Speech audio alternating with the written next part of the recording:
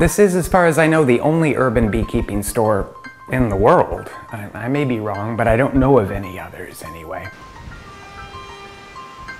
Urban beekeeping, I would say it's increased at least 3- or 4-fold within the last 3 years.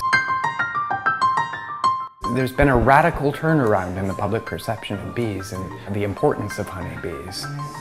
When all of the press coverage started happening regarding colony collapse disorder, after that, the public attitude really radically changed.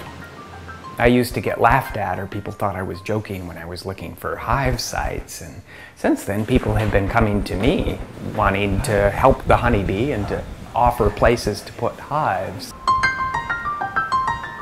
My background is that my father keeps bees in farm country in Michigan. When I had first thought of keeping bees here, it was because I ran into the San Francisco Beekeepers Association. And when I started doing it, I thought, well, they're never going to do as well as my dad's bees in the country. And that first year, they did much better than my dad's. And I thought, well, I'm just having beginner's luck. This is just a fluke. But consistently, they've done better than my father's bees every year. I came across a study many years ago that was done in France, where they compared urban hives versus rural versus suburban hives, and they found that pretty consistently the urban hives did on average 3 or 4 times better than their rural counterparts. And the hypothesis is that this is due to modern agricultural techniques, which is a hypothesis I very much buy, because when I started looking at the space where my dad keeps his bees, he's surrounded by farm country. There's, as far as the eye can see, it's corn, soybean fields. When you look at this from a bee's viewpoint, you're basically looking at desert. There's nothing there. And from our viewpoint, we're seeing mostly in the city concrete and whatnot, and it looks like a desert to us a bit, but there is so much here in terms of forage for them. So many well-tended gardens, so many non-tended gardens. They don't have to deal with the commercial agricultural herbicides and pesticides that are sprayed.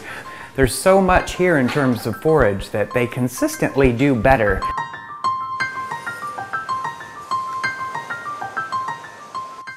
We sell anything related to the hive, so supplies for making mead, fermented honey wine, candles made of beeswax, cosmetics made of beeswax and other honey products.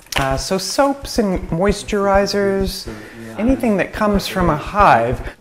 Supplies for apitherapy as well. Honey, of course, is obvious. I mean, there's a whole shelf full of honey. That's the obvious one. Well, we sell beekeeping equipment, mostly Langstroth equipment, 8 and 10 frame. It's the standard equipment in the United States. It's named after the Reverend Lorenzo Langstroth, who used the discovery of bee space to invent this movable frame hive. This falls in the general category of a movable frame hive, and that means that these devices, which are frames, can be removed, looked at, diagnosed for disease, assessed for space, for the viability of the queen. Bee space.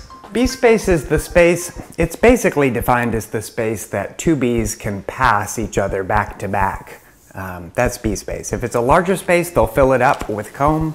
If it's a smaller space, they'll propolize it up. Bee space. And that's what this invention is based on. It's a 19th century invention that's still very much in use today. One of the things that I hear often from people who have done this for decades and are at the end of their careers or their lives is that the reason they stuck with it so long is that the bees continue to surprise them. They never do exactly what you expect. There's always something to learn. You never do quite reach the end of the learning curve with bees, and I think that's what's so fascinating about them. There's always something. You never do quite get it down pat. It's not like chickens, for instance. I adore chickens. We carry supplies for chickens. It's another great urban homesteading project. But with chickens, they're simple creatures. They're not all that bright. They do what you pretty much expect them to. And with bees, it's the opposite.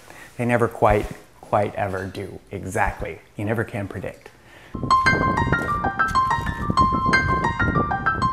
There's another thing about urban beekeeping that I really think is important to the future of bees, and that is that there are so many educated, intelligent inquisitive people in the city who, when they get hooked on beekeeping, I really think in some ways bees have been they've been really troubled. There's a lot of problems with bees. We've all read about it in the newspaper. And I really think that the brain trust of the city, these people who get hooked on beekeeping in the city, may very well provide the future of beekeeping. I do.